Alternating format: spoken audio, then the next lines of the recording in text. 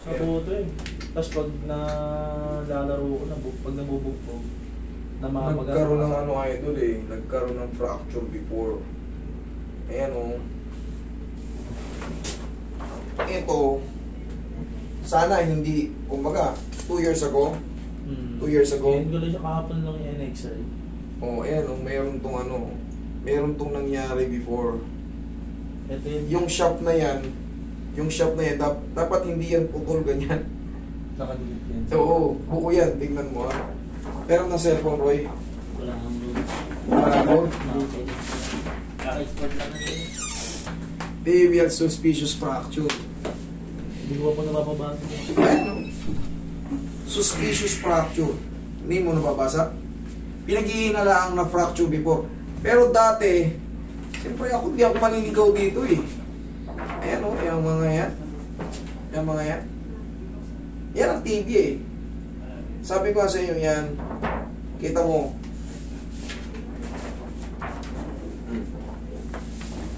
Para hindi kayo suspicious for fracture o tibia.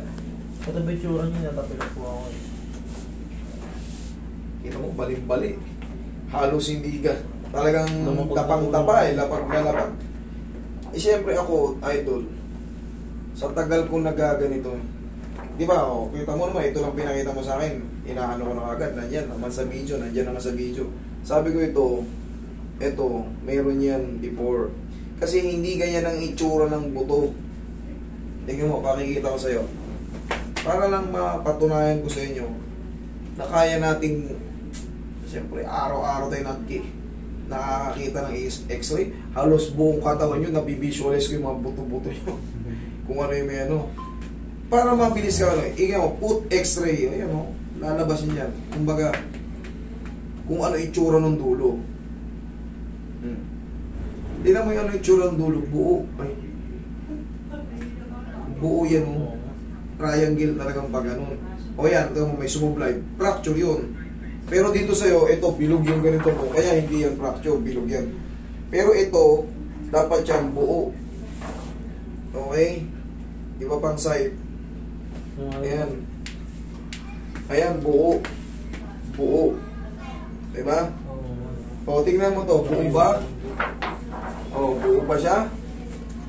Di ba may putol dito? Tapos parang may nag-extend dito. Pati to. Ayan. Pero yan, siyempre, matagal na panahon na eh. Naghilom na yan. Hoy.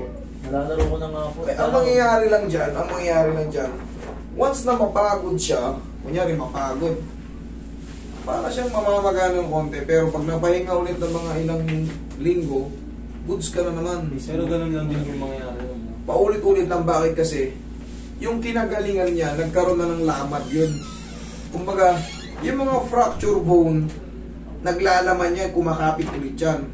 Siyempre, ikaw bata ka pa. Mabilis pa yung metabolismo mo, kayang tiis mo yung mga maliliit na fracture na yun. Pero, dumarating ang panahon na pag naglaman na siya, nagkikreate ng friction yun eh. Kasi wala siya sa ano eh. Sa side yung konti nun. Magkikreate ng friction yun. Siyempre, talon ka ng talon, takbo ka ng talon, takbo. Siyempre, yung parang magkaroon din kayo ng knowledge sa mga ganito. Hindi naman. Nalagrok nga po lagi. Laging po. Malaga to. Pag ginanito ka idol, may pain pa ba? Wala naman po. Pag ganito sa kabila? Wala naman. Pataas? Ayan, meron po. Meron? Opo. Okay. Yan, meron tayong makikitang changes dyan. Yan, kahit hindi pa pwersado, meron. Opo, pag nakatapak nga ako ng mga ano, kahit di ako matapilok, sumasakit. Pababa? Yan, medyo po.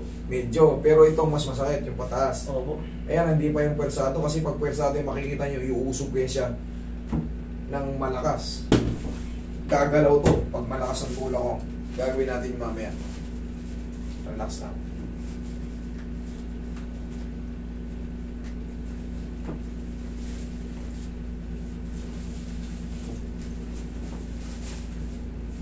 Relax lang ha.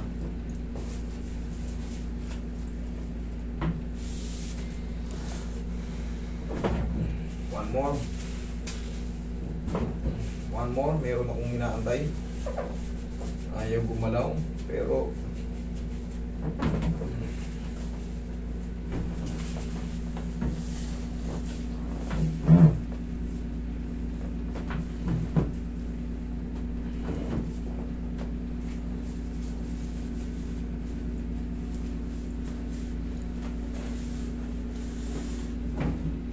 para shoeball na walang sasabit. Yan. Hindi ka naman mapipilay sa gagawin ko kasi kumbaga proportion yung position na yun. Pero kung pag ganito ko pitiin ang pag ganun, pilay ka sigurado. Kasi magkokontrahan yung joint. Grabe naman kasi yung tapilok mo, talagang sumayad pati ito. Sumayad pati ito. Talagang parang ano eh. Hindi ganyan eh. Abot dito. Dalawang buko po di nalakad talaga. Alam mo kung bakit? Yung mga ligaments mo na yun, mga ngapunit yun. Ito. Pero gawa ng bata ka pa, na-recover. Sir, paano po pag-dislocate? Pag dislocate, mas maganda kung bago pa maayos natin. Pero pag yan, tumago ng taon na, dislocated. Ito kasi kayo sir, hindi dislocated. Ang ini-expect natin dito, yung maglalaman siya tapos sasayad sa joint. Yun ang inaano natin, ini-explain natin ng pilit kasi mag-create nga ng friction yun kada ganyan. Pero siyempre, pag nabago yung itong talus joint, bunga nga ng kahit naman wala kang ganun eh, pansinin nyo yung ina-adjust ko sa tapilok. Kahit matatagal na, nagbabago pa natin. Ang difference na nito, merong konting basag. Pero yung sa inyo, yung sa dislocation, pag matagal na, wala na tayong asahan. Pero pag bago pa, pag mga taon na po lumipas na. Naglalaman na yun. Hihigpit na, hindi mo na mahatak yun. Kahit anong gawin mo ron. Pero pag mga buwan lang po yung lumipas. Pag mga bago-bago pa, yan, pwede pa yan. Ano bang dislocate sa kanya? Hindi yung akin. Nag-shady po kasi pa ako. Di balik naman eh. Sumasakit po ba siya ngayon? Pag tapos ko po maglaro sumasakit. Ayan, ano yun natin? Dito lang din sa talus joint. Doon lang din sa talus joint. Kahit nag-shete ka, kung naibalik naman nung araw na yun, pero yung nagbalik lang po nun, tropa ko lang din po. walang problema na ibabalik yun. Basta malakas ang loob mo. Kala ko kasi mga taga-orthopedic lang po yung nagbabalik. Yeah. Kahit mga tropa mo lang, basta manood. Oo. Ngayon, lalo ngayon, sa era ngayon, ang daming nag-a-adjust ngayon. Tutok na tutok. Kumbaga, naka-video. Lahat naka-video. Dati kasi nung panahon na wala akong video dati. 2021, pababa, lapa. Ngayon, ito na sir. Ulok natin. Ano? May sakit. Medyo, mas, ano siya, nadagdagan or humina? Humina ng konti. Humina ng konti kasi ito persado na to.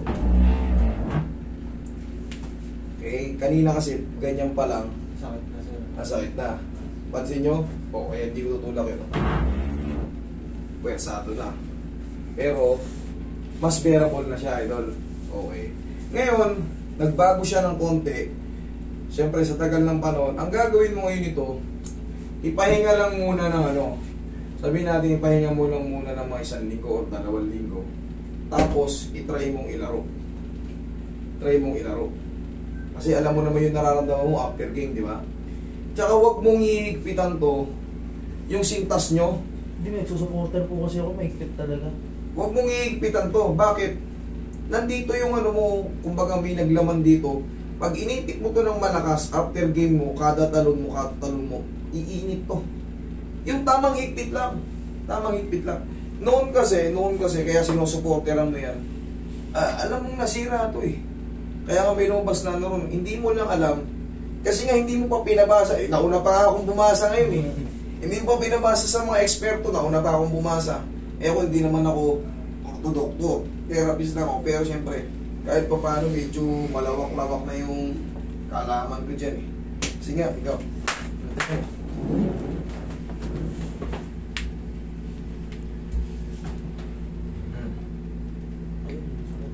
Saan banda? Dito. Diyan? Sa loob din. Sakto yan dyan oh. Sige, higa ka. Dyan nga yun oh. Pero parang sa loob. Yung pinaka ano, sige, higa ka. Yun yung hinahanap natin ng kasagutan. Kasi nga may sasabit dun eh.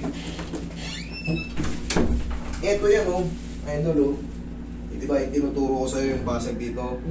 Yan yung, eto, panlabo. Ito yung panlabas sa'yo.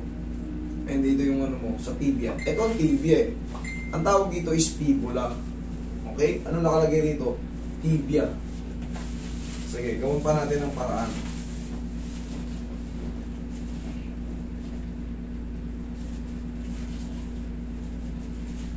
Ito mo lalabaan na.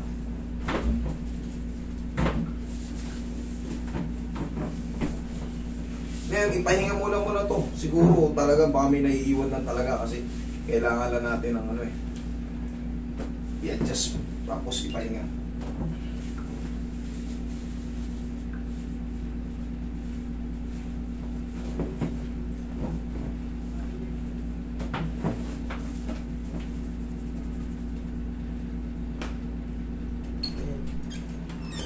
Tingin pa nga rin.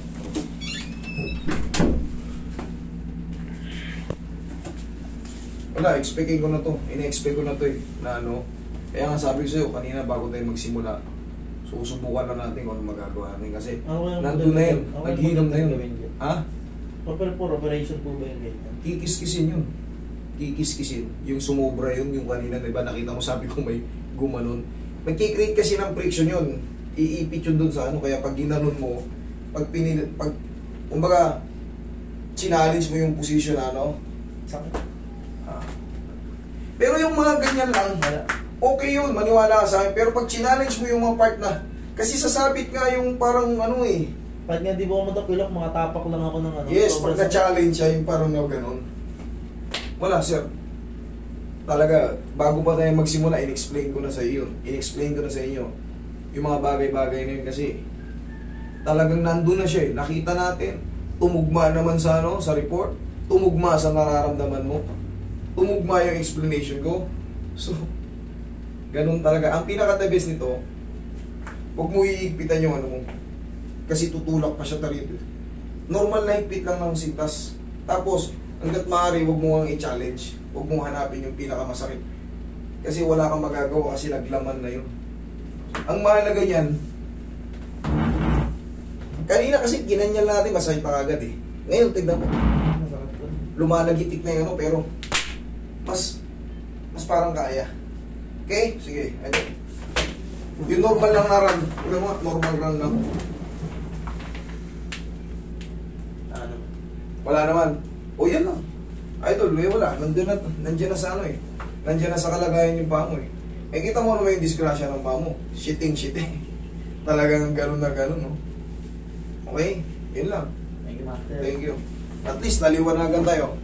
Not just kung ano magagawa. Yun lang.